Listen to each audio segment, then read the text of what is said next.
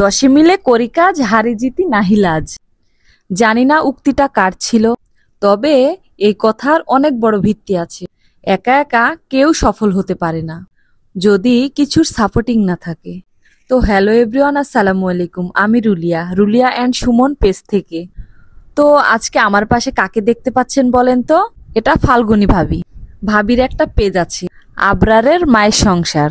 তো ভাবি আজকে আমার বাসায় এসেছে। সারা দিনের ক্লান্তি, সংসারের কাজ কাম শেষ। ভাবি কিন্তু একা আসেনি, আমার আরো ছোট ভাই, বড় ভাই, অনেকে আরো আসছে। আন্টি আসছে, আরেকটা আপু আসছে, তো সবাই আসছে। তো দেখেন ছোট্ট করে একটা আয়োজন করছি, যেহেতু কাছের মানুষগুলো আসছে, কাছের মানুষের জন্য ছোট্ট একটা আয়োজন করছি। আমি তো অনেক খুশি, আপুরা আসছে সবাই, আমি ডাকছি, ডাকার সাথে সাথে সবাই আমার কাছে আসছে।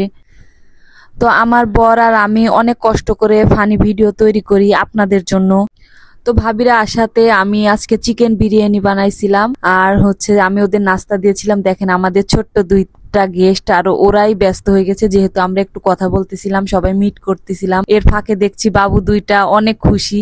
আপুর সাথে কথা বলে আমার অনেক ভালো লাগতেছিল, যেহেতু আমরা দুইজনই কন্টেন্ট তৈরি করি। তো সবাই আমাদের পাশে থাকবেন, সাপোর্ট করবেন। অবশ্যই আবরারের মায়ের সংসারে ভিজিট করে আসবেন। আসসালামু আলাইকুম।